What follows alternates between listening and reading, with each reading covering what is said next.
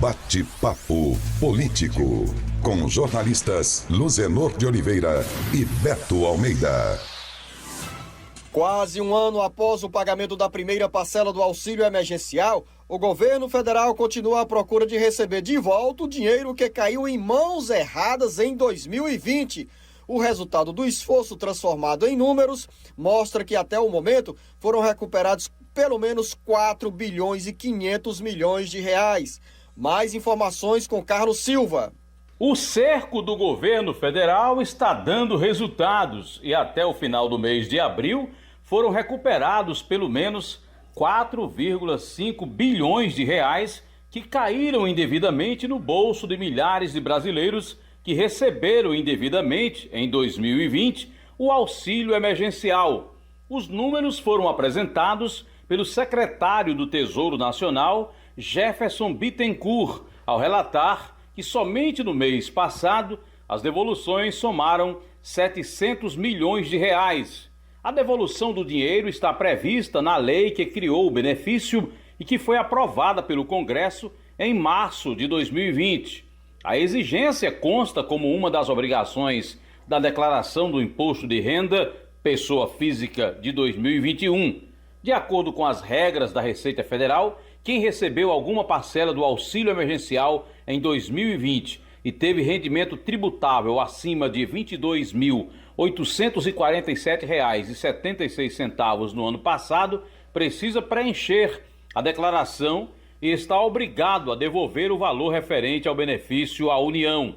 A exigência vale, inclusive, para dependentes do titular da declaração que tenham recebido o auxílio no ano passado.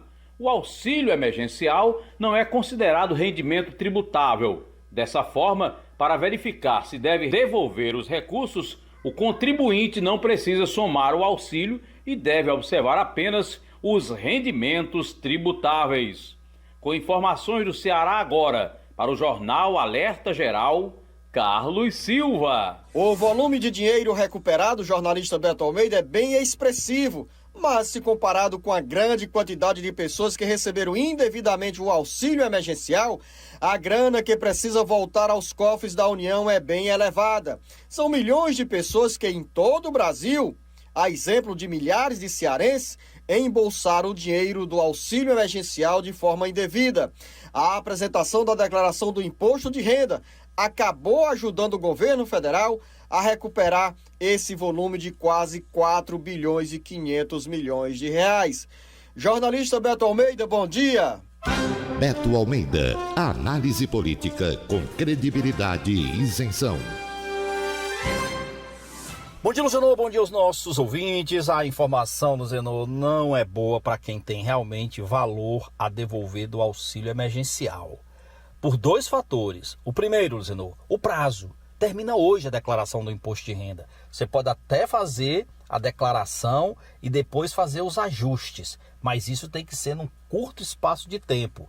E o outro problema que eu vejo, Zenor, é que essa devolução do imposto de renda, ela não pode ser feita de forma parcelada.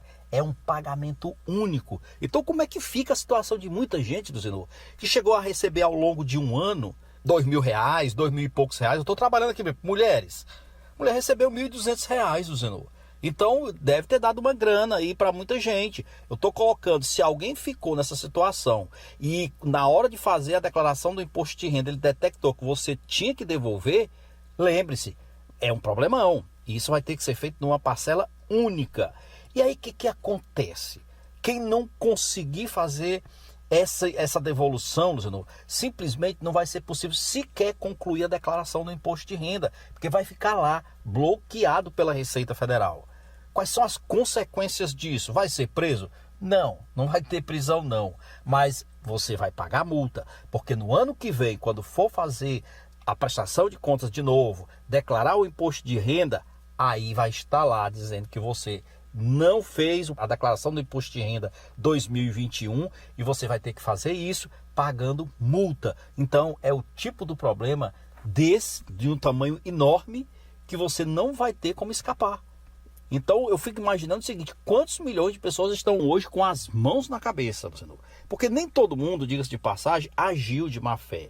Muitos começaram a receber porque estavam dentro do programa sim, mas ao longo do ano passaram a receber alguma outra renda e superaram, Luciano, aquele limite de rendimento de R$ 22.847,76.